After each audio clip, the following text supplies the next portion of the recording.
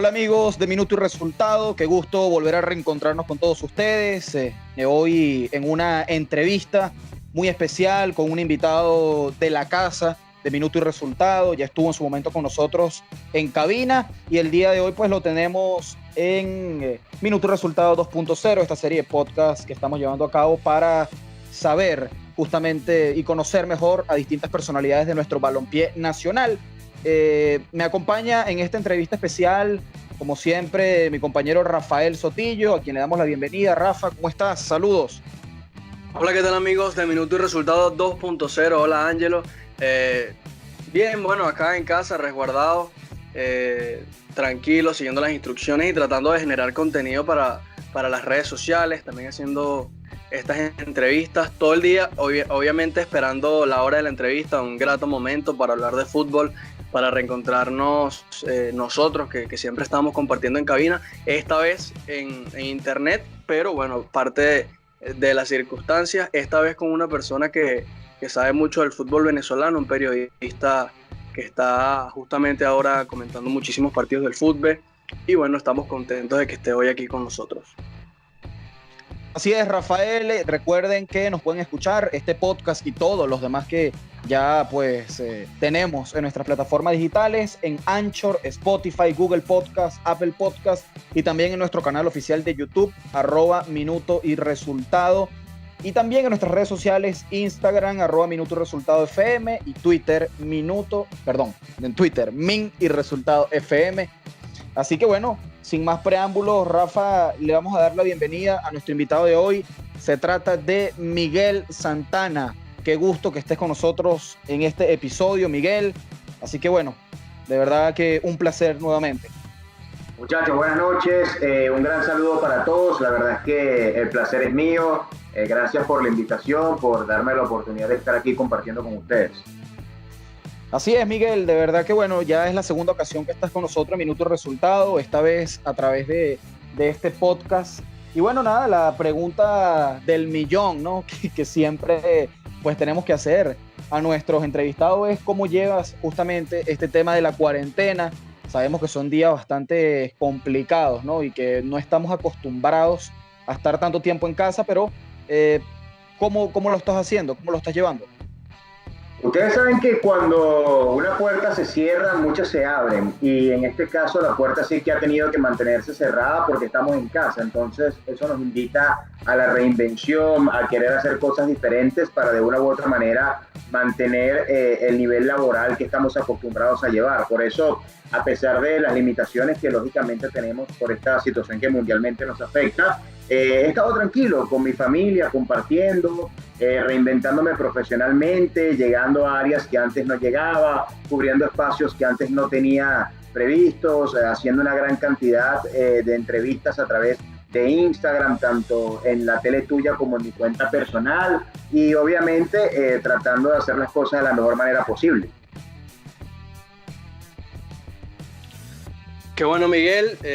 ¿Qué tal? Un gusto que estés acá. Te habla Rafael Sotillo y me alegra muchísimo que estés llevando este tema de la mejor manera.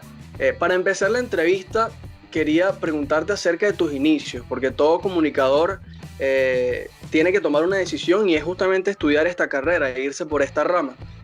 Eres egresado de la Universidad de Arturo Michelena en Carabobo y quería preguntarte, ¿cómo fue esa decisión de estudiar comunicación social y posteriormente decidir, bueno, irte por esa vía del periodismo deportivo como tal? Bueno, ya que estamos en tiempo de cuarentena y de confesión, porque realmente son muchas las cosas que se han dicho por parte de atletas y otros protagonistas del deporte venezolano y mundial, yo les voy a decir una cosa. Yo odiaba los deportes, realmente.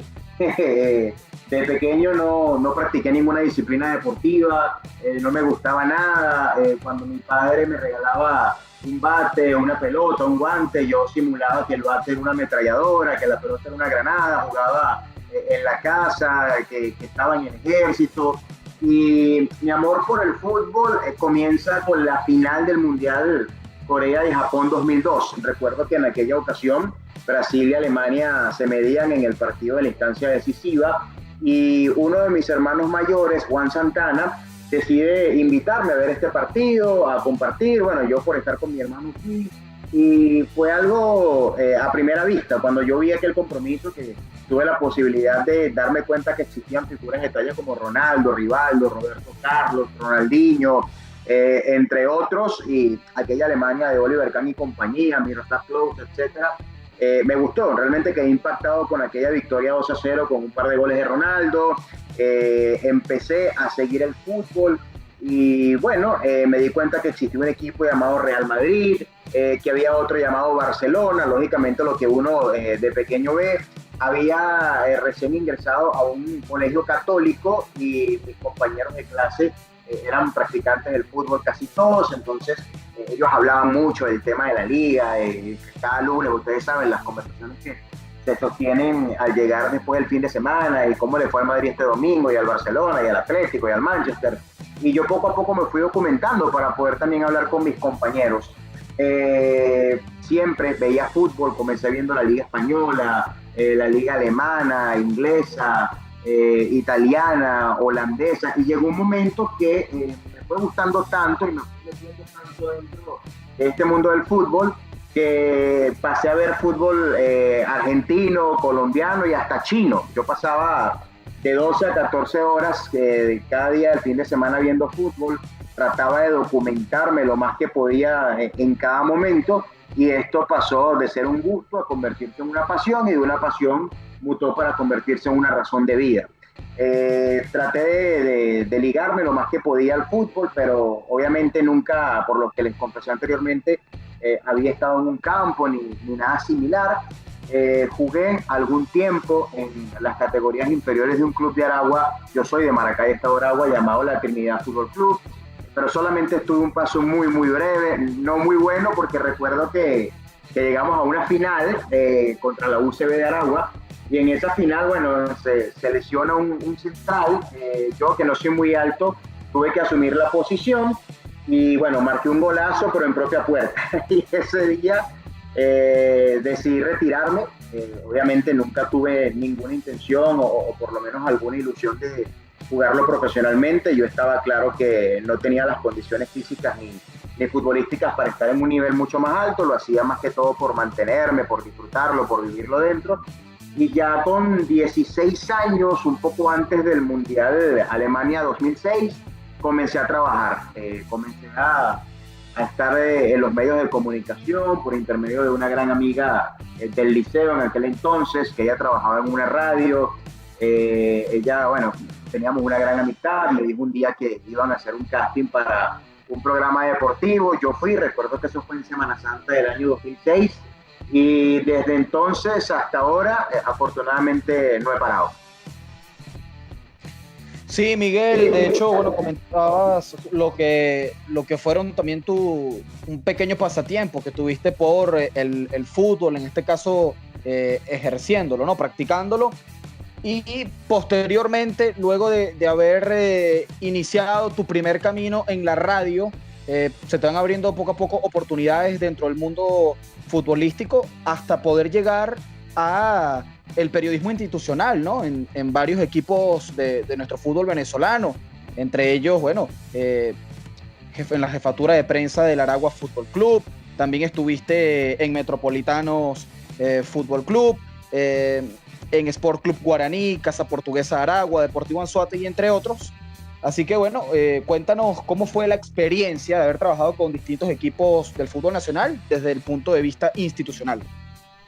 Bueno, después que yo estuve en aquella radio que les estoy comentando, eso era una radio web, se llamaba www.turmeropower.com. Yo estudié en Turmero, un lugar cercano a Maracay. Yo me voy a una revista deportiva llamada Pasión por el Deporte.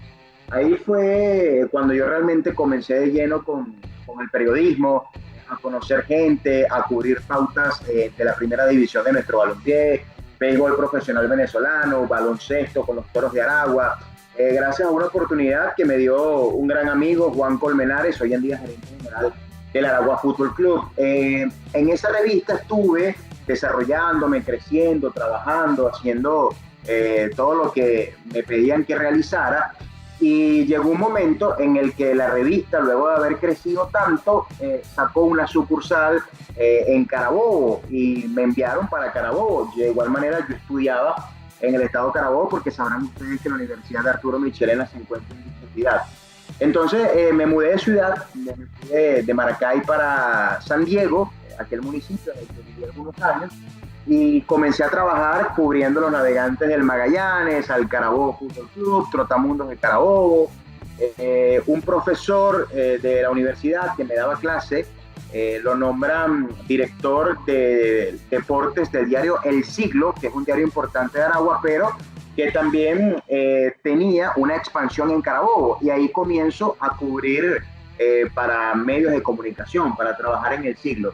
Resulta que, como anécdota, como ingreso al fútbol, me preguntan, en una Semana Santa, por alguna razón a mí todo se me da en Semana Santa, yo estaba buscando qué hacer para llenar la página del periódico. Recuerdo perfectamente que por aquellos días la gente se había ido de vacaciones, no habían tantas actividades deportivas, y yo me encontraba con uno de los compañeros del periódico tratando de buscar información y no conseguía nada. Vamos por una vía en Aguanagua, lo que hoy en día es el complejo deportivo de Seca Sport, y están entrenando unos muchachos con la camisa alusiva a la selección de Paraguay. Yo le escribí inmediatamente al conductor que se detenga, que bueno, no sabía quiénes eran, pero con ellos iba a llenar toda la página del periódico. Y me bajo, les hago la entrevista, después que ellos lógicamente se entrenan, y me dicen que son el Sport Club Guaraní, un equipo profesional que estaba prácticamente listo para ascender de tercera a segunda división, que entrenaban en IAM de Sandy, que es el Instituto Municipal del Deporte de San Diego. Yo vivía, les repito, en San Diego, muy cerca de ahí, pero nunca los había visto entrenar. Y les hago una nota completa de 2 páginas para el periódico, porque tenía la necesidad de llenarlo para el día siguiente. Una vez me voy a la casa a redactar y a enviar la nota, las fotos y todo, al día siguiente, como ya yo sabía dónde iban a entrenar ellos porque me habían dicho, yo fui para el lugar de entrenamiento con el periódico para que ellos lo vieran, el trabajo que había hecho y todo esto. Y bueno, en el lugar de entrenamiento donde estoy, cuando yo llego, eso de las 7:30 de la mañana, mi sorpresa es que ellos ya tenían el periódico pegado en el camerino, que ya habían incluso hasta resaltado unas frases de algunos jugadores que en dicho momento entrevisté. Y bueno, yo llego con el periódico para regalárselo, pero ya ellos lo tenían. Estaba el dueño del club, el señor Arnoldo Sanabria, un empresario paraguayo que había jugado fútbol en Venezuela hace algunas décadas, con portuguesa, delantero letal, y me presentan con el dueño, lo conozco ese día, me da las gracias por el reportaje, me dice, bueno, de verdad estamos agradecidos contigo, a nosotros no nos prestan mucha atención, casi todo el centimetraje se lo lleva Carabobo, obviamente el equipo más importante de dicho estado, y nosotros muy poco salimos en la prensa, por eso te damos las gracias y todo aquello. Me cayó bien el señor, me pareció un señor muy amable, y por eso le dije que no se preocupara, que cuando él necesitara que su equipo saliera en El Siglo, hablara con su jefe de prensa y que yo con mucho gusto lo publicaba. Y él me hizo una pregunta que la verdad es que yo nunca he olvidado, y la pregunta fue, ¿qué es eso, jefe de prensa? Cuando él me hace esa pregunta, yo le explico qué es un jefe de prensa, cuál es la labor que ejerce, cuál es la importancia que tiene un jefe de prensa en una institución. Y bueno, él me dice que no tiene jefe de prensa, y de manera inmediata me ve y me dice, si tú quieres te vienes. Y yo le digo, claro, ¿cuándo comienzo? Mañana. Me dice, ¿cuánto ganas tú en el periódico donde estás? Yo le dije lo que ganaba en aquel momento. Él me hizo una oferta y listo. Al día siguiente arranqué con Guaraní, un equipo que hoy en día ustedes sabrán es Gran Valencia Maracay, luego de cambiarse el nombre, me parece que en un par de ocasiones. Y ahí comencé a trabajar en la segunda división de Venezuela. Ya el equipo había ascendido a la categoría de plata nacional, a cubrir partidos por primera vez. Yo sentía, les confieso, en aquel 2013 que era parte de un equipo como Real Madrid, porque nunca había tenido la posibilidad de estar en una organización, de conocer desde adentro cómo se vive el fútbol. Hice grandes amigos, me desarrollé laboralmente en dicho equipo, recorriendo Venezuela. Era una época muy bonita, nosotros teníamos la posibilidad de viajar mucho, y recuerdo que viajamos mucho a la frontera para disputar partidos contra Ureña, San Antonio, íbamos mucho a Oriente para jugar contra Angostura, En aquel momento los equipos de primera división tenían elencos filiales que jugaban en segunda, entiéndase Caracas B, Deportivo Anzoátegui B, Deportivo Lara B, y poco a poco me fui desarrollando, fui escribiendo, siempre me llamó poderosamente la atención escribir, porque siento que la integralidad profesional tiene mucho que ver con lo que nosotros escribimos, hablamos y pensamos. Una cosa te lleva a la otra. Pensar es hablar callado, escribir es darle forma a los pensamientos y hablar es el complemento de ambas cosas. Entonces, me fui desarrollando en Guaraní, una experiencia extraordinaria de 1 año y medio. No pudimos ascender a primera división, aunque estuvimos muy cerca. Ahí tuve la posibilidad de coincidir con estrategas como Carlos del Motorcito Hernández, Juan Manuel Mouro, que posteriormente trabajó en equipos como Independiente Santa Fe, Deportes Tolima, Guaraní, pero en Paraguay. Y bueno, fue una época increíble, fueron unos meses extraordinarios con grandes amigos que pude hacer, con una labor que se empezó a notar. Ya teníamos algo de centimetraje porque yo tenía muchos amigos en los medios del Estado Carabobo, El Carabobeño, Notitarde, Diario La Calle, Balonazos, lavinotinto.com, cuando aquellas páginas estaban también en pleno apogeo. Y después de todo ese tiempo, también por otra casualidad, se me da la posibilidad de ir al Aragua Fútbol Club. Como les conté anteriormente, yo soy aragüeño, me crié en una zona que está muy cerca del hermano Jerzy Páez y por consiguiente del José Pérez Colmenares. Y de pequeño, de adolescente, yo era fanático del Aragua Fútbol Club, iba a la cancha, iba a la Popular. Yo disfruté mucho aquella Copa Venezuela que ganó el Aragua, el único título importante que tiene la institución, con Salomón Rondón y con los otros jugadores que han hecho historia en dicho club, Quique García, que es el entrenador. Y bueno, Guaraní era una institución muy ordenada, muy ordenada. De hecho, en Guaraní yo firmaba contrato y cada 6 meses tenía que renovar mi vínculo contractual. Un equipo que de verdad se comportó conmigo de manera extraordinaria, su junta directiva, cosas que uno nunca va a olvidar. Y bueno, les voy a contar otra anécdota. Cuando ya se vencía mi vínculo contractual con Guaraní, a finales de diciembre de aquel año 2013, como les comento, yo, bueno, tenía que ir a renovar un jueves y nada, el miércoles antes de ese jueves, era diciembre, ustedes saben, estamos en parranda, estamos disfrutando. Me consigo con un amigo que tenía años que no veía, un amigo del liceo. Decidimos, bueno, tomarnos algo, salir, hablar, pasarla bien entre panas, como decimos en Venezuela. Y nada, soy una persona muy responsable con mi trabajo, pero ustedes saben que al mejor cazador se le una liebre. Pues. Y aquella vez me quedé hasta tarde, me acosté, la alarma no quiso sonar, sabrán ustedes. y bueno, me quedé dormido, no fui a firmar el contrato. Cuando me despierto, tengo un montón de llamadas perdidas en el teléfono, porque obviamente a ellos les extrañó mucho que yo no fui. Los llamo, les digo que había estado un poquito enfermo, que tenía un dolor de estómago, etcétera. Y me dicen que no hay problema, que vaya el lunes a firmar y que el lunes renovamos un vínculo contractual y que todo estaría bien. Nada, yo digo que sí, bueno, me salvé, pensaban que una mentira blanca a veces pasa bien. Y resulta que el domingo anterior a ese lunes, a las 10 y algo de la noche, estoy acostado, casi listo para dormir, y suena mi teléfono, número desconocido, lo atiendo, y resulta que, bueno, me estaban llamando del Aragua Fútbol Club. O sea, que todo pasa por algo. Me estaban llamando del Aragua para decirme que a ellos les había gustado mucho mi trabajo con Guaraní, que querían que yo asumiera la jefatura de prensa del Aragua, que les gustaba mi perfil. Bueno, obviamente cuando amanece yo llamo a la gente de Guaraní, les explico todo lo que está pasando. Ellos me preguntan que por qué, que era por eso que yo no había ido, y para nada, ya les conté la historia.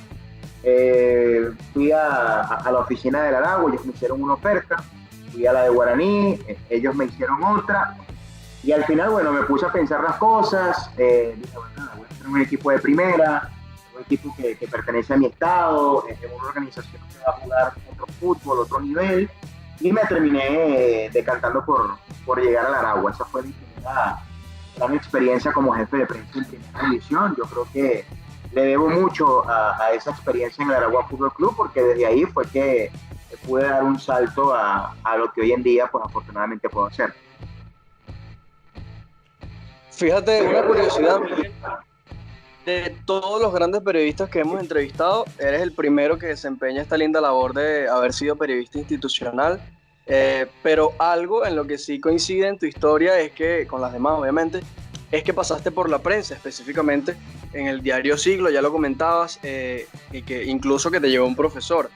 ¿Qué significó el diario El Siglo para tu carrera y cómo llegaste a ese diario? Bueno, muchachos, realmente el diario El Siglo significó muchísimo para mí.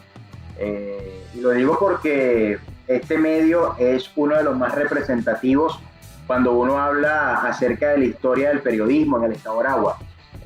Yo crecí leyendo el diario El Siglo, viendo a mi papá leer el diario El Siglo, y obviamente que el estar en un medio tan prestigioso para mí significó muchísimo. No estuve el tiempo que quizás hubiese querido, porque se presentó la posibilidad de Guaraní muy rápido y era algo que en dicho momento yo no podía rechazar, pero lo disfruté haber aprendido de grandes profesionales, el haber conocido mucha gente, el poder abrir puertas dentro del estado Carabobo principalmente, porque como les conté anteriormente, yo formaba parte de aquella edición especial del Siglo Carabobo, y lo disfruté al máximo, claro está que un paso lleva a otro, del Siglo pude ir a Guaraní, de Guaraní pude ir a Aragua, y de Aragua pude dar un salto para comenzar a hacer otras cosas, pero si hablamos de la vida en términos de escalones, de pasos que uno da, sin lugar a dudas que el Siglo no solamente fue uno de los primeros, sino también de los más importantes. Así es, Miguel. Bueno, una trayectoria bastante fructífera, ¿no? Porque, si se quiere, pasaste por las diversas áreas del periodismo como tal. Estuviste en la prensa, estuviste en el periodismo institucional con Casa Guaraní y posteriormente con el Aragua Fútbol Club. Pero también estás actualmente en TLT, un canal de televisión que, bueno, tiene bastante llegada en cuanto al deporte nacional. Así que cuéntanos cómo fue tu entrada a la televisión específicamente. Bueno, así como les conté cómo se dieron las cosas para llegar a Guaraní y después cómo se dio todo para poder llegar a Aragua, algo similar ocurrió para poder dar el salto a la televisión. Les dije hace rato que yo creo que la suerte es producto del buen trabajo y que uno tiene que estar preparado para cuando las oportunidades se presenten, saber aprovecharlas. Yo estaba en Aragua y me sucedió exactamente lo mismo que había pasado en Guaraní. Estuve 1 año y medio, realmente creo haber hecho un trabajo que tuvo una llegada determinante para el desarrollo mediático del equipo, el poder tener permanente presencia en periódicos como Líder, Meridiano, en las más importantes páginas web del fútbol venezolano, el poder viajar con Aragua a una ciudad como Medellín, estar un tiempo en Colombia, me ayudó mucho para crecer profesionalmente. Ahí conocí técnicos como Ángel Raúl Cavaleri, Carlos Fabián Maldonado, con quienes tuve la posibilidad de trabajar y de quienes tuve la oportunidad de aprender. Pero bueno, es como todo en la vida, ¿no? Uno va quemando etapas, uno llega a un punto en el que se sienta y dice, bueno, ¿qué viene ahora? Yo soy una persona de trazarse metas, cumplir y dar un paso importante. No me gusta estar en una zona de confort o quedarme en un mismo sitio mucho tiempo, porque creo mucho en los retos y en la reinvención del ser humano. Entonces, estando en el Aragua, cumpliendo exactamente 1 año y medio, bueno, conozco al señor Esteban Trapielo, al director de la Teletuya, cuando en un partido en el Hermanos Jersey, él llega a la cabina, yo estaba ahí trabajando, él me ve, bueno, yo tenía un cuaderno, él siempre cuenta esa historia, y él recibía los correos de prensa del equipo. Entonces me ve y me dice, mira, me llama la atención tu manera de trabajar, quisiera invitarte a que formes parte de mi proyecto. Yo fui un día a su oficina, lo visité, y me dan la posibilidad de ser productor del circuito radial de Aragüeña 99.5 FM, la radio hermana de Telearagua, que en ese momento era el canal deportivo del Estado, ahí estaba el señor Esteban Trapielo, y hacer todo lo que es la parte de producción para los partidos del Mundial Brasil 2014. No, bueno, yo renuncio al Aragua, les confieso que yo en el Aragua ganaba el doble de lo que iba a ganar en Telearagua y en Aragüeya, pero en Telearagua y Aragüeya iba a aprender 10 veces lo que había aprendido en Aragüeya, en ese momento era lo que más me interesaba. A veces uno tiene que poner las cosas en una balanza y darse cuenta de qué te conviene en un determinado momento de tu vida. Entonces me fui a la radio y a la par a ser productor de televisión en Telearagua, y resulta que para el partido inaugural de aquel Mundial Brasil 2014 entre la selección local y Croacia, el comentarista no llegó. El comentarista llamó la noche anterior, que había tenido un problema familiar, no recuerdo exactamente qué, y no llegó. Dice, no, yo no voy a poder llegar, resuelvan. Entonces, claro, todo estaba ya listo, la producción, el narrador, y me dicen, bueno, Miguel, arranca ahí, dale ahí y vemos. Me toca comentar aquel partido, como les decía, uno tiene que estar preparado para cuando las oportunidades se presenten, y justo cuando estoy comentando, Esteban venía camino de Caracas a Maracay, enciende la radio, me escucha, llama para la radio, pregunta que quién está comentando, porque obviamente está otra persona en la pauta, le dicen, no, Miguel Santana, el productor, que bueno, pasó esto y aquello, y él dice, quiero que se quede, y bueno, da la orden y al final termino quedándome como el comentarista titular en las transmisiones de aquel mundial. Hice todo ese mundial con un gran amigo, un gran compañero, Marwil Sánchez, narrador, hoy en día se encuentra trabajando en Perú, y al término de ese mundial, ganado por Alemania 1-0 frente a Argentina, me llega la oportunidad de trabajar en Telearagua como talento del canal. Recuerdo que Telearagua fue la primera televisora que comenzó a transmitir los partidos del fútbol nacional en los últimos años. Obviamente hay un trabajo importante de Sport Plus, DirecTV, Meridiano Televisión, y nosotros pasábamos los partidos tanto del Aragua Fútbol Club de local como del Carabobo. Yo era el comentarista del Aragua, obviamente conocía el equipo, había sido jefe de prensa, sabía prácticamente todo lo que tenía que ver con la parte interna de la organización. Y ahí comencé a trabajar como comentarista deportivo, ya obviamente un poco más suelto, entendiendo de otra manera este trabajo, hasta que Telearagua se fusiona y hace una alianza con Meridiano Televisión. Y en ese momento los talentos de ambos canales se unen. Entonces ahí tuve el placer de trabajar con profesionales de talla como Max Cordaro, como Enzo Vilano, empecé a conocer a un gran amigo como Humberto Turinese, y bueno, poco a poco, por decirlo de alguna manera, me fueron llevando. María Alexandra Sá es una persona con quien estoy profundamente agradecido, Ilich Suárez, que es el productor de fútbol de la Tele Tuya, Vanessa Pereira, bueno, muchas personas que uno puede nombrar cuando se acuerda de quién confió en ti y quién te dio la oportunidad.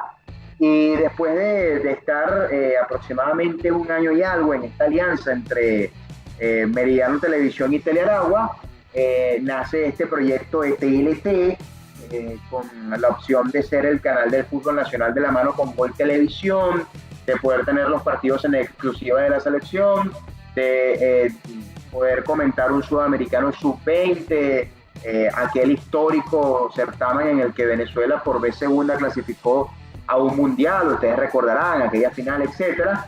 Y bueno, las oportunidades se fueron dando, siento que las aproveché de la mejor manera posible, hasta que me tocó tomar una decisión, que fue mudarme de manera definitiva a Caracas. Entonces, en el año 2017, específicamente en el mes de enero, ya con todo esto que les estoy contando, me fui de Maracay, y entonces ahí sí comencé a radicarme en la ciudad capital de Venezuela. Sí, Miguel, y esa anécdota me hace reflexionar, y seguramente a todos los que nos escuchan también, de lo preparado que siempre hay que estar en caso de que surja alguna oportunidad, y de esa oportunidad nació una bonita historia de cómo te fuiste consolidando en la televisión venezolana. Y seguramente un punto de inflexión fue ese Mundial de Rusia 2018, en donde hiciste parte del staff de la Teletuya para comentar ese mundial. ¿Cómo fue esa experiencia? ¿Cómo lo vivió Miguel Santana? Uno de sus grandes eventos, ¿no?, más importantes que ha cubierto. La mejor experiencia de mi vida, y les voy a explicar por qué. Yo más temprano les decía que no podemos entender al profesional sin comprender los motivos de la persona.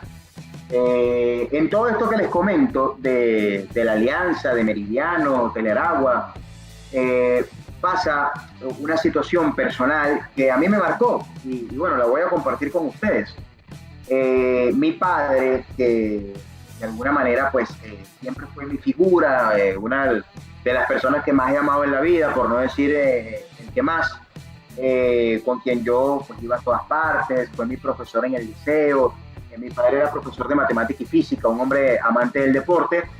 Él y yo, cuando yo era un niño, un adolescente, veíamos mucho los partidos de los mundiales, de las eliminatorias. Recuerdo que veíamos 12 horas de fútbol de manera consecutiva. Él no era un amante del fútbol, sí del béisbol, pero por mí, pues lo veía y lo entendía y hasta cariño le agarró. Y cuando estoy en ese proceso de Meridiano Teleragua, mi padre enferma. Mi padre enferma de cáncer, fue diagnosticada esta enfermedad y bueno, fue un proceso bastante complejo porque la enfermedad avanzó de una manera muy rápida y honestamente fue muy poco lo que pudimos hacer en la familia a pesar del gran esfuerzo que todos hicimos para poderlo tener con nosotros en este plano, en este mundo. Yo recuerdo que cuando tenía 4 o 5 partidos en televisión, a mí me llegó un correo, una pauta, y era para un partido de la Vinotinto contra Panamá en el Centro Total de Entretenimiento Cachamay. Cuando a mí me llega ese partido que me dicen que estoy pautado para hacer un juego de la selección, yo honestamente no lo pude creer. Yo decía, pero ya va, ¿cómo es esto? Esto debe ser un error. Pero no, yo tenía la posibilidad de comentar un partido de la selección y recuerdo que bueno, yo estaba arrancando. Uno no veía las cosas como quizás la ve ahora, con la experiencia de ahora. Me mandaron a buscar a mi casa con un taxi que te llevaba al aeropuerto. Y yo, bueno, obviamente era algo a lo que uno no estaba acostumbrado. Uno, por decirlo de alguna manera, se había desarrollado bien, pero no tenía este alcance. Voy a Puerto Ordaz a comentar ese partido y todo aquello.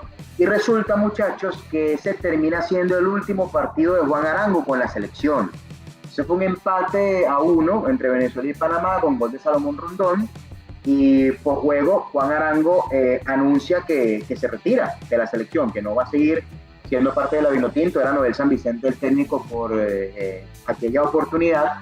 Y bueno, nosotros teníamos vuelo para retornar en la noche después del partido. Ese día cayó un palo de agua terrible.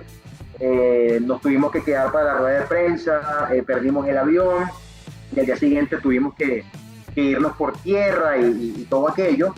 Y nada, cuando yo llego de ese viaje, recuerdo muy claramente, porque llegar a Maracay, yo quería estar con mi papá, sabía yo en las condiciones en las cuales él se encontraba. Y bueno, cuando llego a la casa en Maracay, que lo veo, mi padre, recuerdo que me da un abrazo y bueno, con una sonrisa me dice que le cumplió el sueño, que él se sentía orgulloso de que el niño con el cual pasó muchos años de su vida se convirtió en un hombre y le cumplió el sueño de poder comentar un partido de la selección y bueno, a los días falleció. Entonces, para mí eso fue algo muy importante y quedó de alguna manera marcada la misión de poder comentar un mundial, de poder hacerlo en su honor, por el trabajo que, como les he explicado anteriormente, había realizado. Y cuando llega la posibilidad de comentar un mundial, que me dicen, bueno, vas a hacer el partido entre Uruguay y Egipto, que fue el segundo duelo, imagínense lo que yo pude sentir cuando entré a aquel estudio, todos los recuerdos que me pudieron venir a la cabeza, el pensar en mi papá, el internamente decirle, bueno, aquí estoy, esto es por ti, esto es por mi familia, porque uno, corazón adentro, siente las cosas a su manera. Y claro, que transmitir un evento de semejante trascendencia, con la repercusión internacional que tiene un mundial, y hacer partidos de selecciones como Portugal, Francia, Argentina, Uruguay, etcétera, te potencia mucho, pero también te exige. En el Mundial de Fútbol yo despertaba a las 5 de la mañana y me acostaba a las 12 de la medianoche, estudiando, analizando, tratando de entender. En el fútbol y en la vida, sobre todo en este tema del periodismo, lo único constante siempre es el cambio. Entonces vas a estar permanentemente asumiendo retos, logrando cosas, pero entendiendo que esto es día a día. Y tienes que dar lo mejor de ti, porque si no, la dinámica te come. Así es, Miguel, así es. Una linda anécdota la que acabas de compartir con nosotros. Y bueno, nada, tuviste esa oportunidad de cumplir el sueño, ¿no? Comentando el Mundial del 2018. Y bueno, nada, de esta manera, Miguel, vamos a darle entrada a lo que es el primer segmento de nuestro podcast de hoy, de Minuto y Resultados 2.0, el cual lleva por nombre Fútbol a un solo toque, Miguel, ¿vale? Claro. Te tienes que volver a calzar las botas, el short, la franela y anotar goles al mejor estilo de Ronaldo Nazario, ¿ok? Está bien. Entonces, es un segmento en el que te voy a preguntar, valga la redundancia, preguntas ping-pong, y tú me vas a responder con la primera respuesta, valga la redundancia también, que se te venga a la mente, ¿vale? Chévere, chévere. Excelente, excelente, Miguel. La mejor entrevista que hiciste. María Alexandra Sá, productora de televisión. Excelente, voy con la segunda. Mejor partido que hiciste. Final Estudiantes de Mérida, Mineros de Guayana. Estadio de Mérida. Perfecto. Mejor compañero de transmisiones. Carlos Domínguez y Edgardo Márquez. Mejor cobertura que hiciste. Mundial Rusia 2018. Tu entrevista soñada. Mi entrevista soñada, me gustaría entrevistar al profesor Rafa Santana. Todavía no lo he hecho, se lo debo. Excelente. ¿Cuál es tu evento soñado? Cubrir un mundial en vivo. Un entrenador inigualable. ¿Como entrenador o como persona? Como entrenador. Como entrenador, Richard Páez. El mejor equipo de todos los tiempos. Atlético Madrid, versión Diego Pablo Simeone, final de la Champions perdida contra Real Madrid. Excelente. Un jugador del Aragua Fútbol Club histórico. Enrique Quique García. Y bueno, ya para finalizar, la 10ª pregunta, el mejor fichaje que has visto en el fútbol venezolano. Gerson Chacón al Aragua Fútbol Club. Bueno, perfecto, Miguel, excelente. Y ya para hacer un pequeño inciso en esa pregunta de entrenador inigualable, comentabas que Richard Páez, en cuanto a su calidad para dirigir. Ahora, en cuanto a la calidad humana, ¿quién es para ti un entrenador inigualable? Dani de Oliveira. Un tipazo, una persona extraordinaria, un ser humano de primer nivel, un tipo que tiene una mentalidad europea, pero que dirige en Venezuela, y estoy seguro que más temprano que tarde, cuando encuentre su lugar en el fútbol como entrenador, va a brillar. Excelente, Miguel, excelente. Bueno, estuviste muy acertado realmente. Fútbol a un solo toque. Tuve una pequeña confusión al comienzo del segmento. No tenías que ser como Ronaldo Nazario, tenías que ser como Andrea Pirlo, ahí en el medio sector, tocando rápidamente el balón, dándole circulación. Sí, pequeño lapsus ahí, ¿no? Pero no, estuviste excelso ahí, sin duda, distribuyendo muy, muy bien el balón, Miguel. Así que bueno, le damos el pase a nuestro compañero Rafael Sotillo. Rafa. Sí, aquí lo recibo. Y para seguir con el segundo bloque de nuestra entrevista, cuando escuchamos a Miguel nos damos cuenta que siente ese arraigo con el estado Aragua, ¿no? Con su tierra en donde se crió, donde vivió por muchísimo tiempo. Y te quería preguntar justamente por el Aragua Fútbol Club, por su presente más que todo. Lograron clasificar a la Copa Sudamericana de la mano del entrenador Quique García. Además tienen grandes figuras en su plantilla, como por ejemplo, por nombrar alguno, el juvenil Edángel Navas. ¿Qué opinas de la actualidad del equipo en lo deportivo como tal? Mira, a veces a ti te dan un Ferrari y tú puedes volar, naturalmente. Puedes volar por las condiciones del vehículo que estás manejando. Y a veces te dan un Volkswagen Escarabajo y te piden que vueles. No puedes volar si no tienes las herramientas para poderlo hacer. Yo pienso que Aragua Fútbol Club es un equipo armado a partir de la mentalidad de su estratega, porque creo que en todos los años de historia que tiene Aragua Fútbol Club, tener un técnico como Quique García en el presente y un cuerpo técnico compuesto por personas tan trabajadoras y tan conocedoras del fútbol nacional en lo interno, les permite gozar de un presente interesante, porque a veces decimos que no importan tanto los nombres, sino los hombres. Y eso perfectamente se puede adaptar a la filosofía de un equipo como Aragua. Nombraste a Edángel Navas. Yo te diría que para mí es uno de los mejores jugadores que ha tenido la Liga Fútbol en los últimos años. Lastimosamente le faltan algunas cosas para poder explotar. Y no hablo precisamente de lo deportivo, sino de poder entender el fútbol de otra manera, el dedicarse a estudiar inglés para poder dar un salto de calidad al extranjero, cosas que a veces la gente no ve, pero que tienen una importancia determinante al momento de dar un paso al extranjero. Creo que Quique García es un estratega extraordinario, hace mucho con muy poco, cambia la mentalidad de sus jugadores para poderlos potenciar desde este aspecto. Fíjate, por ejemplo, la importancia táctica que tuvo en el equipo que clasificó a la Copa Sudamericana por segunda vez en su historia, un jugador como Diego Guerrero, cómo ha podido Enrique García junto a Marcos Vivas y todo su equipo de trabajo poder repotenciar a un jugador como Topito Torres, en el pasado sacar provecho de elementos que quizás no eran tenidos en cuenta en sus anteriores equipos, pero que con Aragua lograron encontrar su lugar ideal, como Henry Plazas, que ya no forma parte del equipo, pero que sí estuvo en una saga central importante junto con Moisés Acuña, José Yegües. Te hablo de jugadores que no tenían la continuidad que seguramente hubieran querido, pero que en el Aragua encontraron ese espacio tan anhelado y tan importante para poder trascender profesionalmente.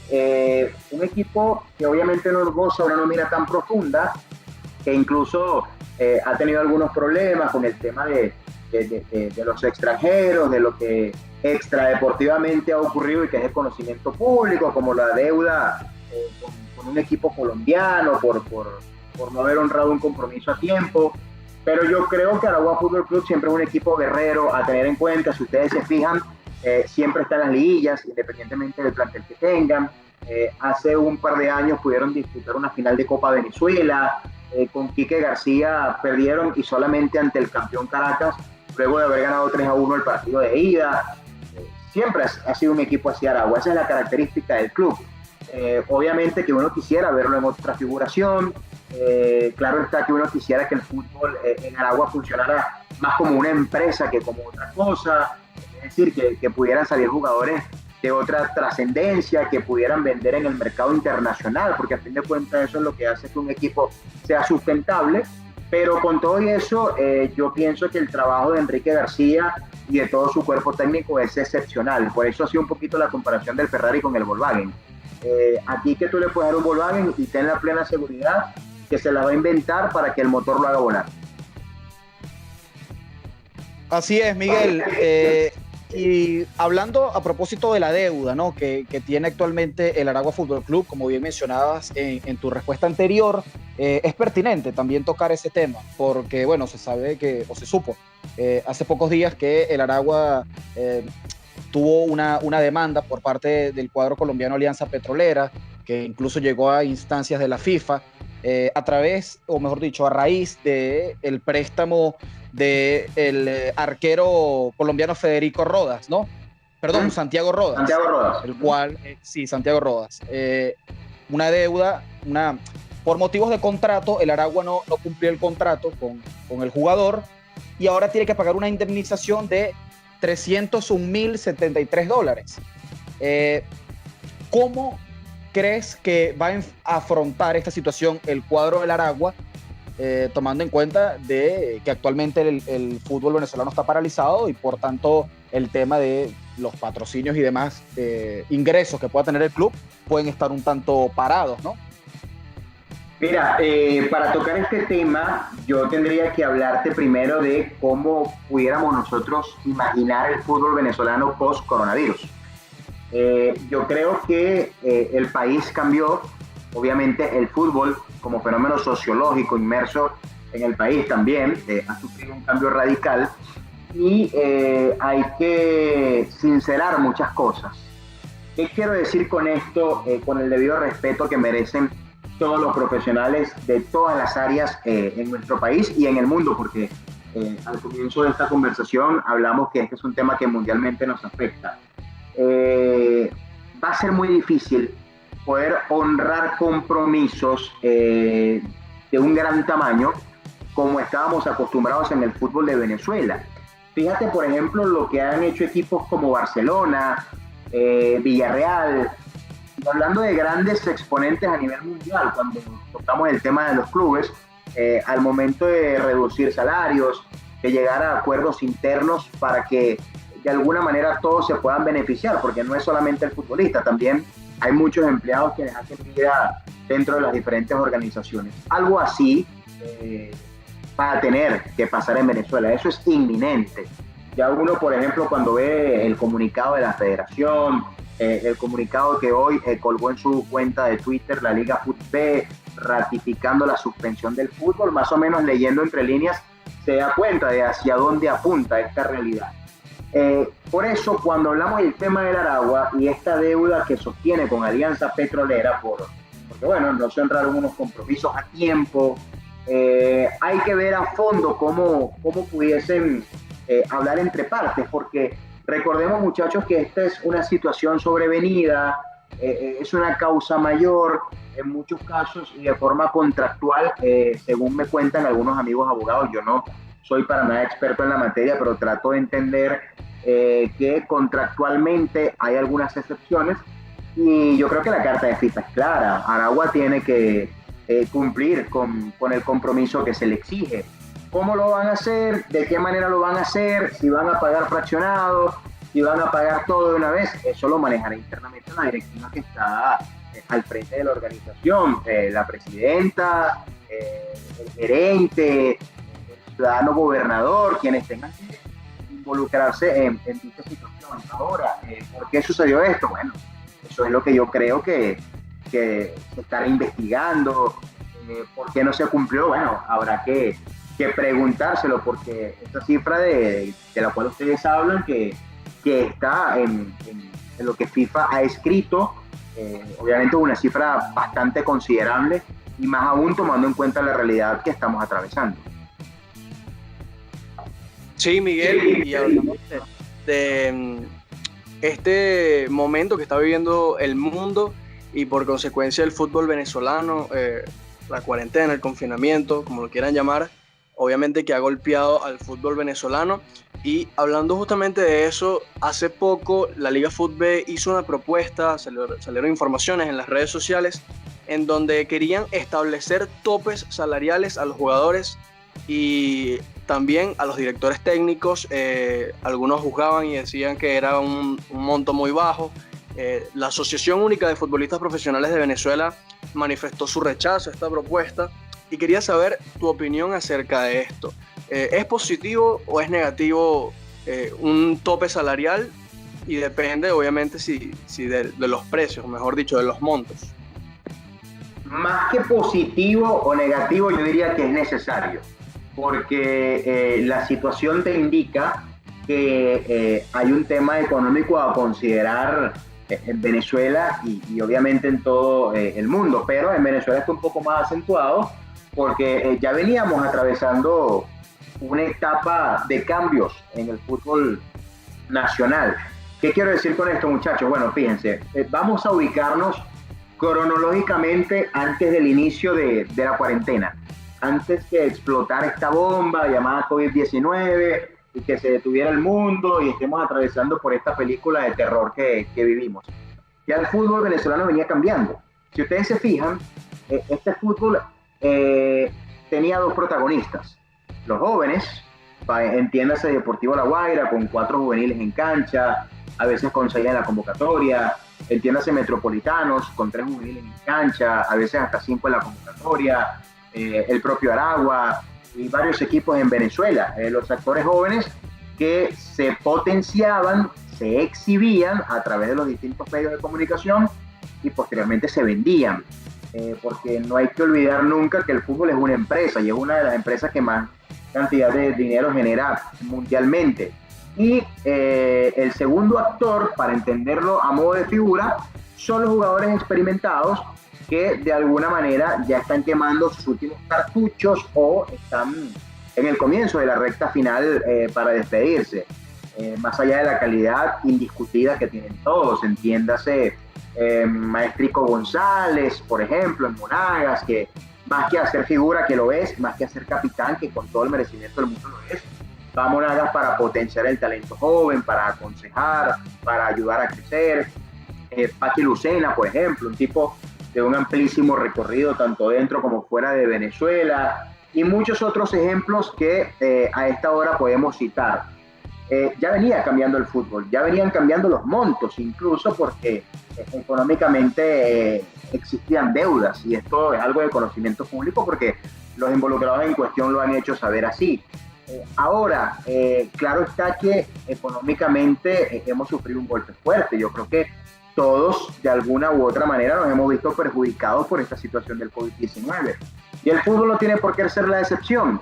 Ahora, temas de tope salarial, de cuánto tiene que cobrar un jugador o cuánto debe cobrar un entrenador. De hecho, hace algunos meses también por ahí se leyó un comunicado de un tope salarial en segunda división con los juveniles y todo aquello.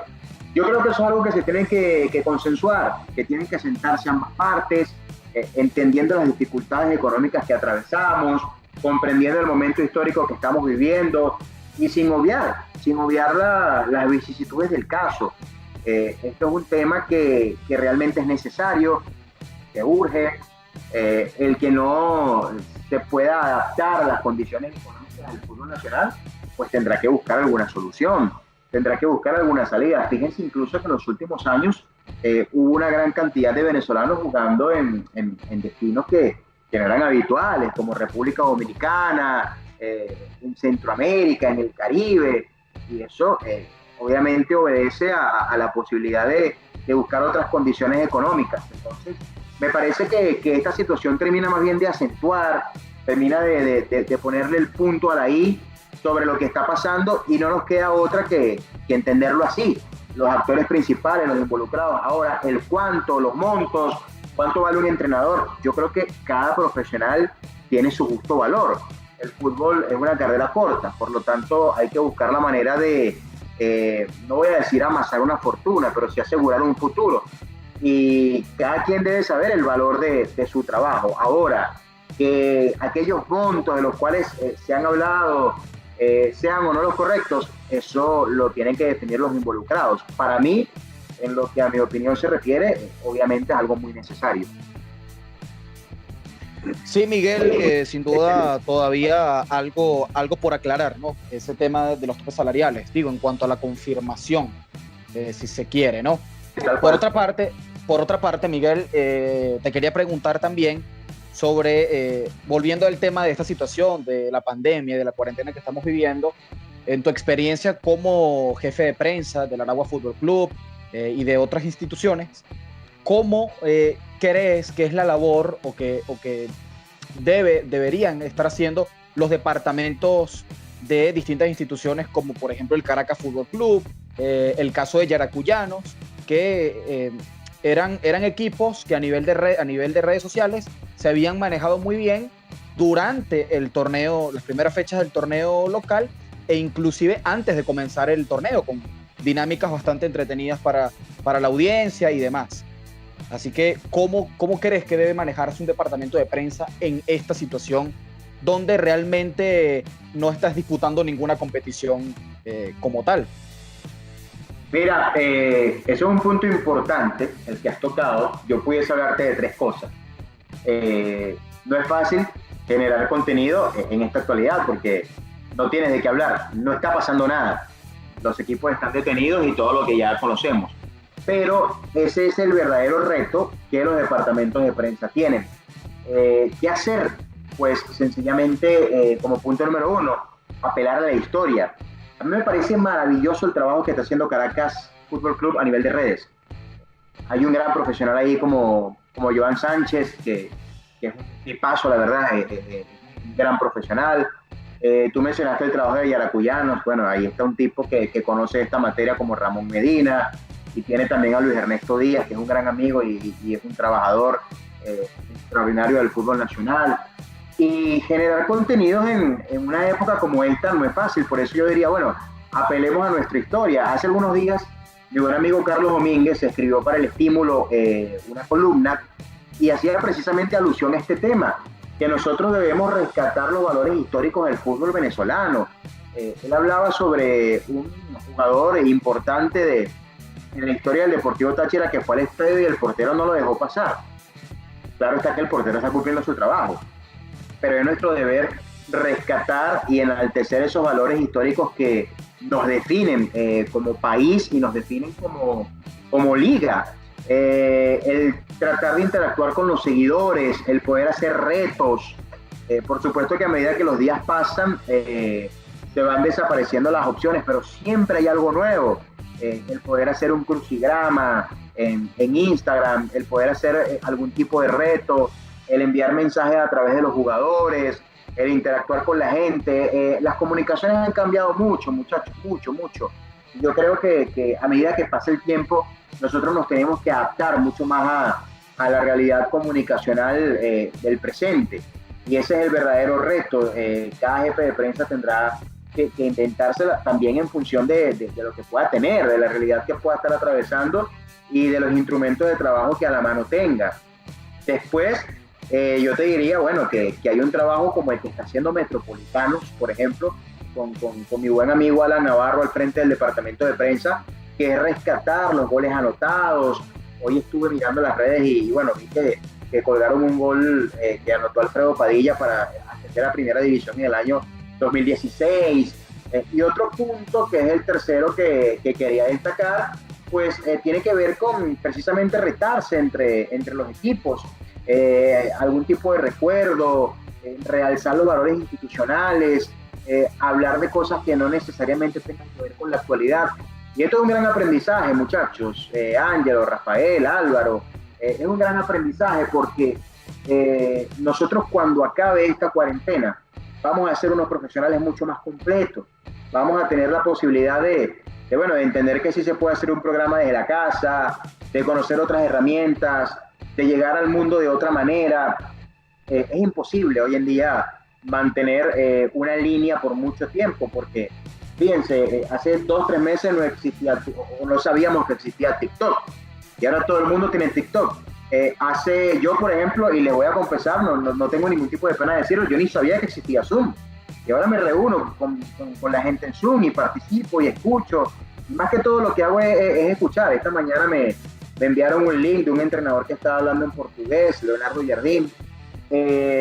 Los live en Instagram se han potenciado, muy pocos sacaban provecho de esta herramienta. Entonces, en la crisis están las verdaderas oportunidades. En los momentos más difíciles afloran las grandes ideas. Y eso es lo que uno como profesional tiene que hacer, no solamente como miembro de un departamento de prensa, sino también como periodista, como escritor, como analista, como comerciante, como todas las cosas que tú puedas y quieras hacer en la vida. Sí, Miguel, justamente se trata de eso, ¿no? De lo que decías acerca de utilizar esto en función de crear una oportunidad, y eso es lo que debemos hacer todos los periodistas. Suscribo tus palabras totalmente, y recordé la entrevista que le hiciste a María Alexandra Azar. También leí el artículo de qué es ser un jefe de prensa, y te quería preguntar sobre tu papel a modo individual en esta cuarentena, si ese tipo de artículos los estás trasladando a esta circunstancia para justamente crear contenido y bueno, mantener a los lectores nutridos de información y entretenimiento? Estoy tratando de hacer un trabajo diferente, más limpio, más hacia la parte audiovisual. Fíjense algo, estoy teniendo esta bonita oportunidad de conversar con ustedes. Les agradezco de verdad por la conversación, pero hoy tuve cuatro live en Instagram. Tuve uno a las 3 de la tarde con el entrenador venezolano que está en las categorías inferiores del Atlético de Madrid, Manuel Reza. Después hice uno con Nahuel Ferraresi. Luego tuve otro para la tele tuya con el profesor Juan Domingo Tolizano. Y hace poco tuve una agradable charla con Manuel de Oliveira, el vicepresidente ejecutivo del Zulia Fútbol Club, para después conversar con ustedes.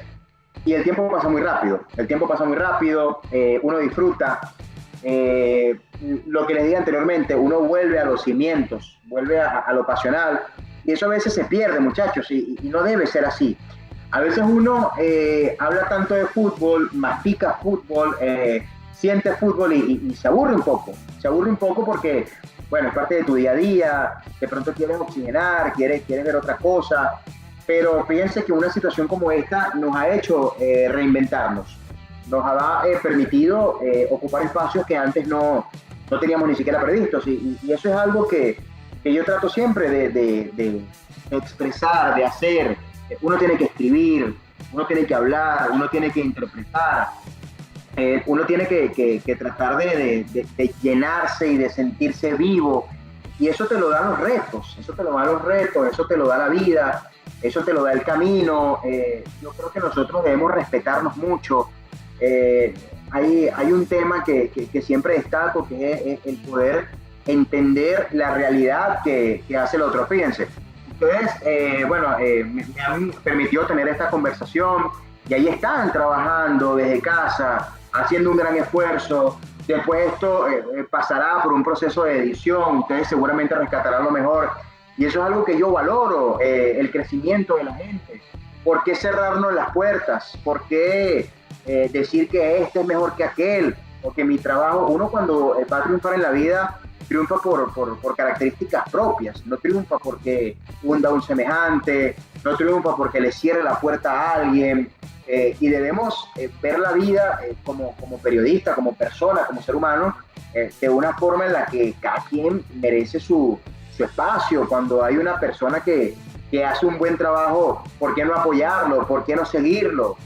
¿Por qué yo no puedo seguir a alguien que me sigue en Instagram? ¿Es que acaso que nosotros no nos podemos encontrar en la calle, no nos podemos tomar algo? Capaz ustedes hoy están haciendo esta entrevista y mañana están comentando un partido en un medio de comunicación, en una televisora, un sudamericano. Eso es el sueño de cada quien, y yo siento que en la vida tenemos que disfrutar, pero por encima de todas las cosas debemos reconocer y respetar a los demás, y eso es lo que me ha invitado a querer hacer cosas nuevas. Yo no solamente estoy inmerso en el fútbol, muchos me conocen por ahí, pero hay muchas metas y muchos sueños que yo tengo y que voy a replantearme con consideración especial conforme pasen los próximos días, y sobre todo con el aprendizaje que me ha dejado esta situación.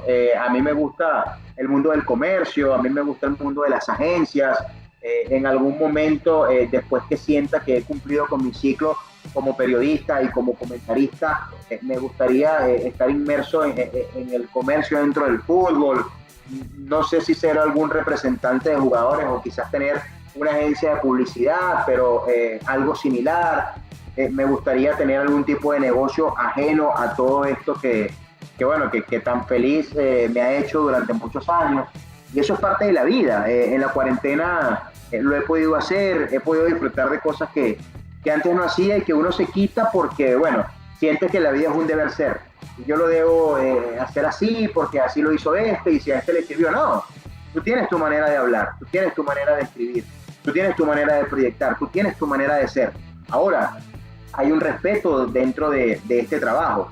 No es lo mismo decir Pedro Pérez es malo a Pedro Pérez puede mejorar. Yo siempre recalco esto. No es lo mismo decir perdió la medalla de oro que ganó la medalla de plata.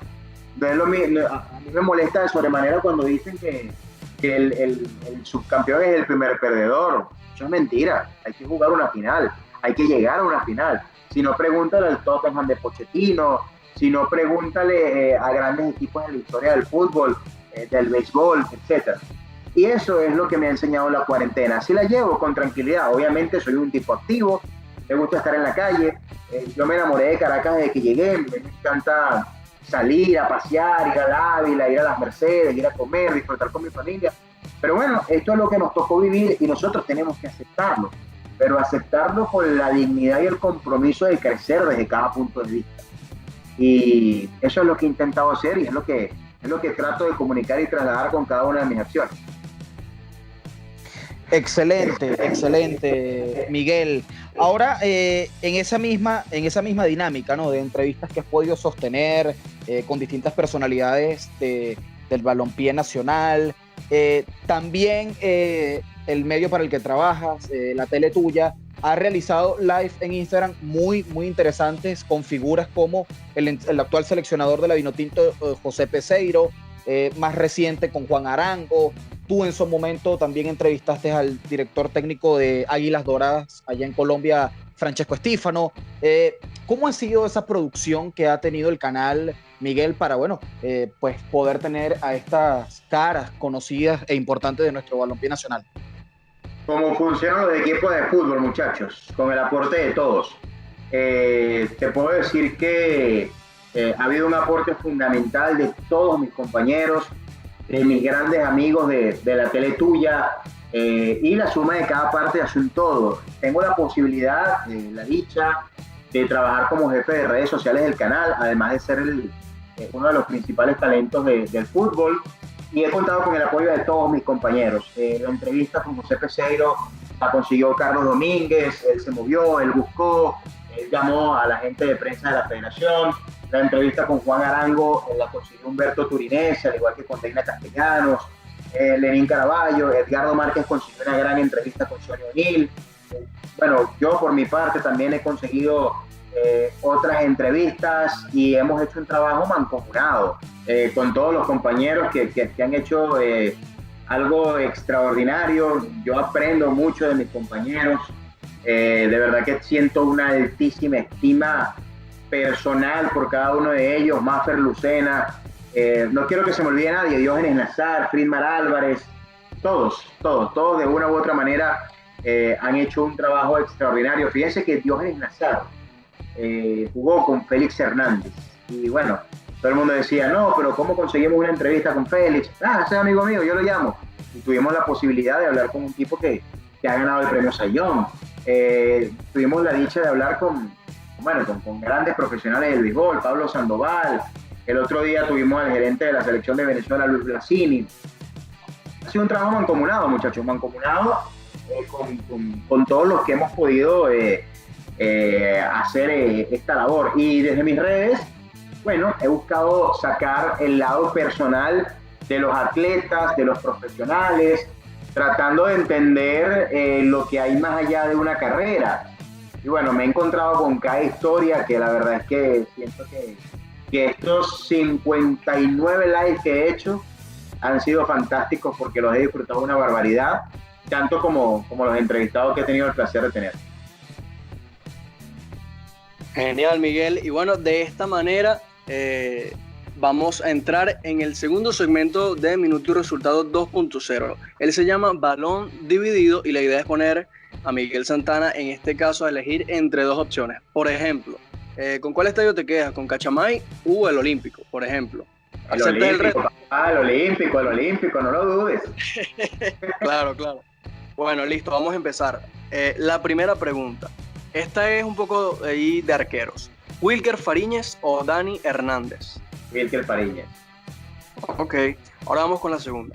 ¿Era de la era de Richard Páez o la era de César Farías? Richard Páez. Ok, la tercera. ¿Hermanos Gersi o Estadio Olímpico de la UCB? Uy, pero ¿por qué me haces esto? No, es un poco la idea del segmento. El hermano Gersi. Ok, perfecto. Otra difícil, la número 4. ¿Copa Libertadores o UEFA Champions League? No, eso no es difícil. Copa Libertadores de calle. Oh, ok. La King o Pep Guardiola. Perdón, no te escuché. Mourinho o Pep Guardiola. Guardiola. Ok.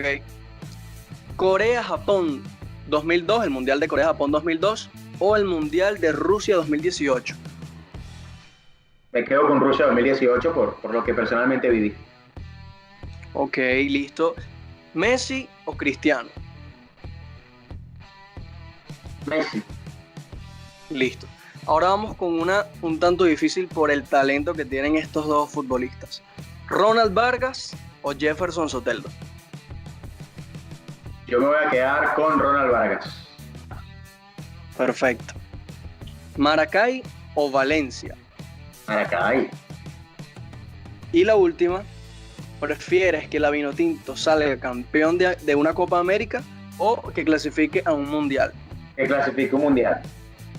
Bien, perfecto, Miguel. De esta manera finalizó nuestro segundo segmento llamado Balón Dividido. Ahí en el medio campo peleándose los balones, los recuperó toditos casi como Casemiro. Está bien, está bien. Muy bien, Miguel. Excelente, excelente, Miguel.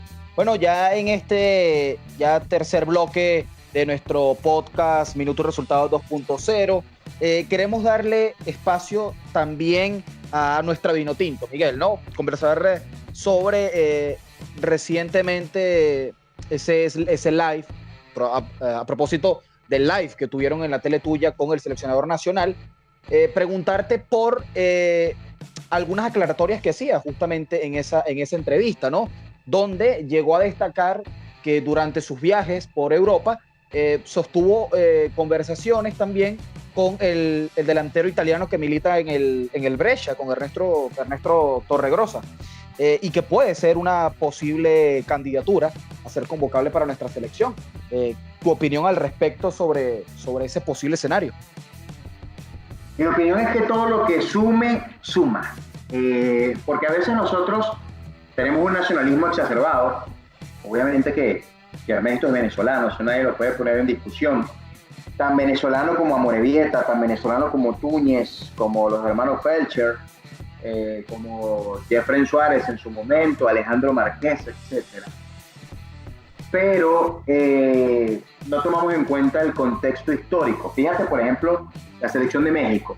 El país más nacionalista del mundo yo creo que es México. Incluso, bueno, ellos en su himno creo que lo dejan muy claro. Pero México ha ido a mundiales con jugadores naturalizados o repatriados, en este caso, como Antonio Naelson Ciña, brasilero, que se naturalizó mexicano, como Guillermo Franco, ariete argentino, que en su momento formó parte de la Selección Nacional de México, como Leandro Augusto, que también jugó para la selección, brasilero, y muchos otros.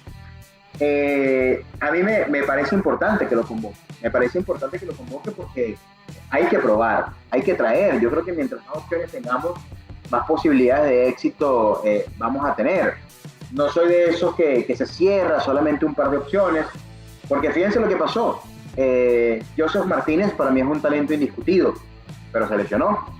Salomón Rondón es un talento indiscutido, pero tiene muchísimo tiempo sin disputar un partido, obviamente por la situación que mundialmente nos afecta, pero también porque ya tenía rato en la Liga China sin poder comenzar. Entonces, yo sí pienso que lo tiene que llamar, no solamente a todos los que pueda. Sí, Miguel, disculpa que no te pudimos escuchar en la parte final de tu respuesta porque tuvimos una pequeña confusión en nuestra conexión. Que me parece importante que lo traiga, que yo creo que sí lo debe traer a él y a todos los que pueda, para probar y ensanchar las posibilidades desde lo nominal que tenga Venezuela para avanzar en dirección al Mundial de Qatar. Excelente. Sí, Miguel. Bueno, y hablando de la posibilidad de Torregrosa en la selección y también de algunos otros nombres que quizás no han estado en esos procesos con la selección, pero bueno, pueden formar parte y que no, quizás no nacieron acá, que no hicieron vida acá en Venezuela, no se criaron en Venezuela, pero son elegibles justamente para las convocatorias del seleccionador José Peseiro. Y recordaba, por ejemplo, nombres, apellidos como Marjota, apellidos como Amorebieta, como los que ya tú nombrabas, Felcher, por ejemplo. ¿Y cómo los contrastas tú, estos nombres de ahora, con los de antes, como Marjota, etcétera? Son épocas diferentes. Máximo Marjota fue convocado a la selección por ahí en el ciclo de Richard Páez. Me parece que marcó un golazo contra Perú en aquella Copa América Perú 2004, en la cual Venezuela compartió agrupación con la selección local, Colombia y Bolivia. Aquella vez ganó Perú 3-1 con goles de Farfán, Solano y la Pantera Mendoza.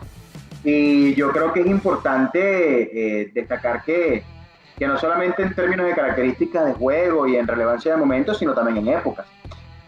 Hace 20 años decir que ibas a llamar un delantero naturalizado, repatriado para Venezuela, era un boom. Hoy en día es muy normal, porque son muchos venezolanos quienes se encuentran en el exterior, o en su defecto muchos futbolistas hijos de venezolanos. Fíjense el caso, por ejemplo, de Enrique Peña Sauner, de Alejandro Márquez, que al final terminó decantándose por otra opción, pero que había jugado en Venezuela y luego se fue al exterior. Elementos en su momento como Jeffrey Suárez, que formó parte de aquel mítico Barcelona de Pep Guardiola, Fernando Amorebieta, los hermanos Felcher, Andrés Túñez, incluso, bueno, se llegaron a tocar varios nombres que estuvieron lejos de la selección, pero yo creo que es un tema de épocas. Los jugadores de ahora creo que tienen otras características, creo que ven las cosas de otra manera, y como les dije, yo creo que es importante que los puedan llamar y tener, porque todo el que venga a ayudar y con la disposición de contribuir en el cumplimiento del sueño mundialista tiene que ser bienvenido. Sí, Miguel, totalmente de acuerdo, ¿no? con tu respuesta. Ahora bien, en los últimos días también tenemos que comentar que el ex seleccionador nacional, Rafael Dudamel, ha sido foco de distintas polémicas, ¿no? Por allí Juan Arango comentaba, de hecho, en el live que tuvo en Instagram con la tele tuya, que en su momento quiso retirarse con la selección al mando de cuando estaba el profesor Rafael Dudamel. Posterior a esa entrevista, el presidente actual, Jesús Gerardinelli, comentó que Rafael Dudamel le había prometido retirarse, pero que luego no lo cumplió. Y también salió otra polémica en la que Miku Fedor también iba a ser convocado a la selección por Rafael Dudamel, que el técnico le había dado la palabra y que posteriormente pues lo engañó y no fue así. Entonces, preguntarte por esa ola de polémicas en la que ha estado envuelto Rafael Dudamel tras esa, si se quiere, mala salida, ¿no?, que tuvo al mando de la selección, y también esa breve pasantía que tuvo en el Atlético Mineiro. Yo pienso que es algo común en el fútbol, porque lo analizo no solamente desde lo interno, sino también desde lo que puedo ver en otras naciones, en otros lugares. Desconozco por completo la realidad interna de Rafael Dudamel y su cuerpo técnico dentro de la selección. Obviamente habrá, como todo en la vida, quienes comulguen con sus ideas y quienes no. Obviamente que todo entrenador, cuando inicia un proceso, tiene por naturaleza que comenzar con una realidad de descarte. Eso pasó con Farías también, eso pasó con Richard Páez, y creo que a todo jugador obviamente le tiene que costar el hecho de comprender que ya no forma más parte de la selección. Reitero, pasó con Farías cuando llegó, que ya se fue cerrando el espacio para jugadores como Leopoldo Jiménez, como el Zurdo Rojas, como Ruber Morán, quienes eran estandartes en la época de Richard Páez. Habrá pasado también en la asunción de San Vicente, pasó también con Dudamel. Yo desconozco qué habrá sucedido con Miku Fedor. Siempre es bueno, me parece, escuchar ambas partes, no solamente quedarnos con una versión. Más allá que, insisto, no sé qué es lo que internamente habrá ocurrido, y cada quien defenderá su posición, cada quien hará gala de su teoría y dirá lo que considere pertinente decir. ¿Qué puedo opinar sobre el proceso de Dudamel? Siento que uno debe ver y en consideración tener la parte positiva de lo que cada quien nos ha entregado. Puede que muchos no comulguen con la idea de Dudamel en lo futbolístico, en lo personal. Fíjense lo que ayer dijo en el Instagram Live de la tele tuya Juan Arango, y lo que han comentado otros protagonistas que ustedes muy bien han podido plasmar aquí. Pero él ha llegado a una final de un Mundial Sub-20, por ejemplo. Él ha trascendido de fase en las 2 Copas Américas que como entrenador disputó. Más allá que uno quedó con un mal sabor de boca en la Copa América de Brasil. En su momento, en las eliminatorias al Mundial, obtuvo resultados que uno pudiera de alguna manera tener en cuenta. Pero hay un universo de situaciones que internamente habrán ocurrido que uno desconoce, y poder opinar desde el desconocimiento de la situación a mí me parece como tirar una moneda al aire. Arango sabrá por qué dice lo que dice, Berardinelli defenderá su posición, Dudamel igual. No te puedo decir que comulgo con una u otra, porque al desconocer qué pasa internamente, creo que uno es como un ciego, y hablar sin ver creo que no está bien en la posición de ninguno. Sí, Miguel, y para hablar de alguien que sí está ahora en la selección nacional Vinotinto, te quería preguntar tu opinión acerca del futuro de la selección, porque tenemos nuevo seleccionador nacional, es José Peseiro, un portugués que sin duda no era tan conocido acá en Venezuela y terminó siendo el elegido para dirigir a nuestra Vinotinto. ¿Qué opinas del futuro de la selección? ¿Crees que puede ser el cambio que tanto necesitamos para dar ese salto de calidad y clasificar al Mundial de Qatar 2022? Hace algunos meses, cuando se hablaba de Sampaoli, de Pekerman, de Sachi Escobar, me parece que sonó, de Farías, bueno, casi que nombraron a Guardiola y a Mourinho como posibles candidatos a dirigir a la selección. Yo coloqué un post en mi cuenta de Instagram, y ese post decía algo como: no te gusta el técnico venezolano porque no tiene experiencia, no te gusta el técnico extranjero porque no conoce el medio, no te gusta el técnico joven porque no le puede hablar fuerte a los jugadores, pero tampoco te gusta el viejo porque está desfasado. A ti no te gusta el fútbol, tú lo que tienes es, y bueno, no voy a repetir esa última parte porque no viene al caso, pero ustedes sabrán. ¿Qué les quiero decir con esto, muchachos? Nosotros nunca habíamos tenido un técnico como José Peseiro. Cuando alguien dice, no, pero es que, pero por el amor de Dios, o sea, a ver, y aquí sí quiero ser muy contundente. No conozco al señor Peseiro, lo he saludado un par de veces, no he tenido la oportunidad de entrevistarlo como quisiera, pero un tipo que ha pasado por Real Madrid como asistente técnico de Carlos Queiroz. Es un tipo que convivió con los Galácticos, que tendrá contactos con Figo, con Beckham, con Ronaldo, con Iván Higuera, con Raúl. Es un tipo que ha dirigido en la primera división de Portugal, muchachos. Nosotros debemos partir desde lo que somos para entender lo que podemos llegar a ser. Hace algunos días tuve la dicha de tener un Instagram Live con Leopoldo Jiménez, y él me decía, fui a la Copa que disputó Once Caldas con Porto, se llamaba Copa Intercontinental, antes de llamarse Mundial de Clubes. Y cuando llegué a Colombia de nuevo me preguntaron que quién era. Tuve el placer de hablar con Ruber Morán, goleador de la Copa Libertadores del año 99. Copa Libertadores del año 99. Muchachos, Copa Libertadores, fue goleador. Y lo mandaron a prueba a España, a un equipo de segunda. El pasaporte venezolano ha ganado peso, pero no el peso que nosotros creemos que tiene. Aquí en Sudamérica hay selecciones top. Brasil, Argentina, Uruguay. Por más que tenga un inminente recambio generacional, Chile siempre tiene buen fútbol, Colombia, hasta Bolivia, diría yo, Paraguay, de la mano de Berizzo. Y nosotros debemos entender que somos la única selección que nunca ha clasificado a un mundial. Y a partir de ahí hacer una reflexión profunda sobre nuestras capacidades, nuestro presente y nuestras opciones. Tener un técnico que haya llegado a una final de Europa League, que en aquel momento se llamaba Copa UEFA, cuando José Peseiro dirigía al Sporting de Lisboa, no es cualquier cosa, muchachos.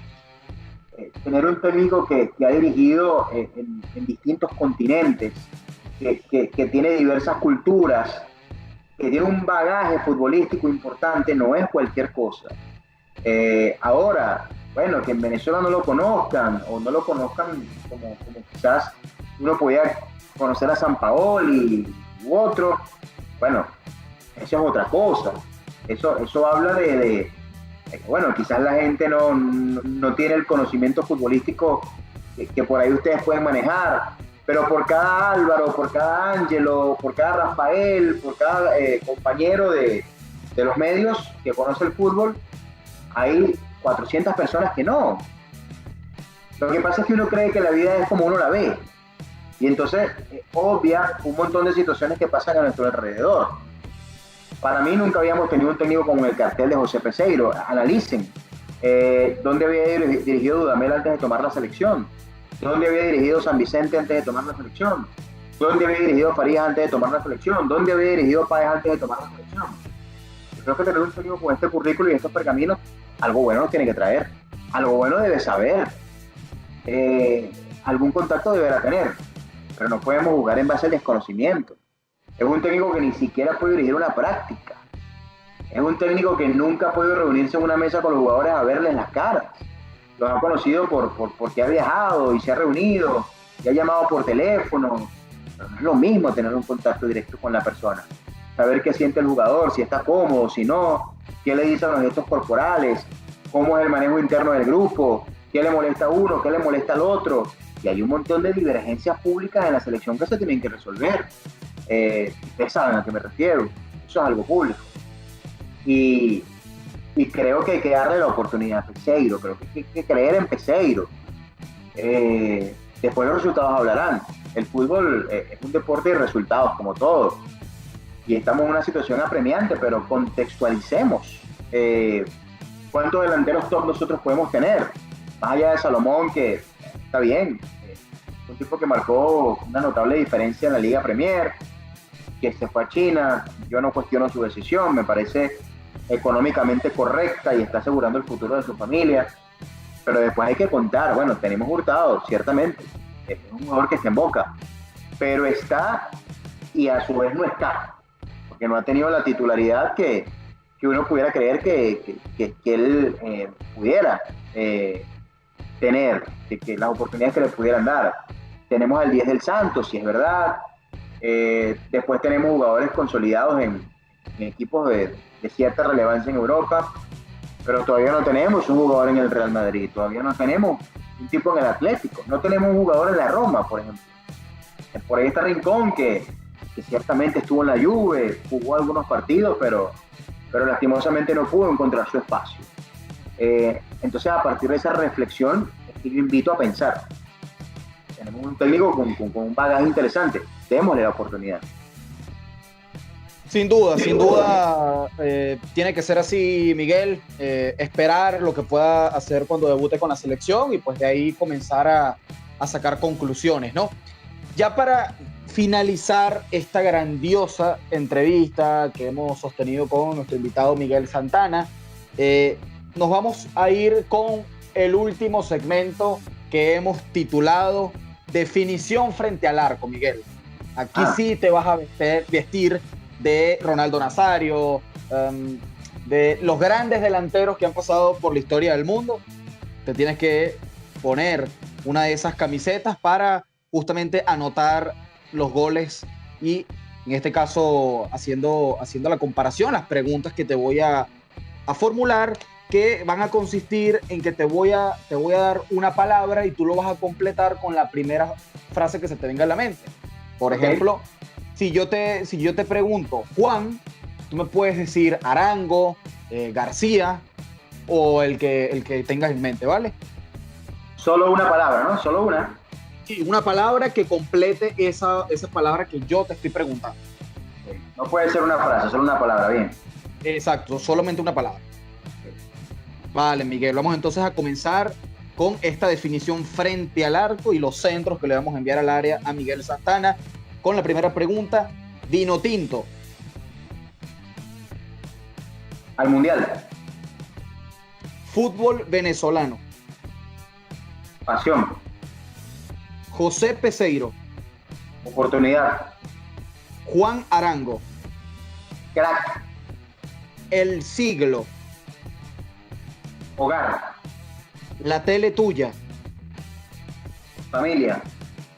Aragua Fútbol Club. Equipo. Corea-Japón 2002. Pasado. Fútbol. Vida.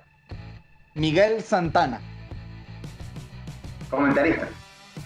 Qué grande, sin duda, esta definición frente al arco, Miguel. Todos los centros, pues, perfectamente empalmados directamente al arco, ¿no? Grande, Miguel. Vale, muchachos. Gracias a ustedes, de verdad, por todo, por trabajar, por no rendirse, aún en esta circunstancia que estamos atravesando. Gracias a Álvaro por el contacto, a ti, Ángelo, a Rafael, al otro compañero que también está conectado con nosotros, y desearles lo mejor en su proyecto, en todo lo que hagan, en todo lo que se propongan. Yo creo que aquí lo importante siempre es salir adelante a pesar de las circunstancias que se presenten. Ustedes, sé que son, bueno, unos chamos, yo tengo 29 años, pero yo sé que ustedes son unos chamos que son más jóvenes y les ha tocado lidiar con situaciones que son adversas, porque ustedes están creciendo en una Venezuela que muestra lo que vemos, que a veces las cosas no son como quisiéramos, pero lo más importante es esto, o sea, siempre creer, hacer, tratar de brillar en la medida de las posibilidades que tengamos y saquen provecho de las oportunidades. Salgan adelante, entiendan que siempre va a haber algo esperando por ustedes, que cada quien tiene su lugar en el mundo, y con respeto, con determinación y sobre todo haciendo uso de la pasión como término más importante, vamos a cumplir todas las metas que cada uno de nosotros tenga.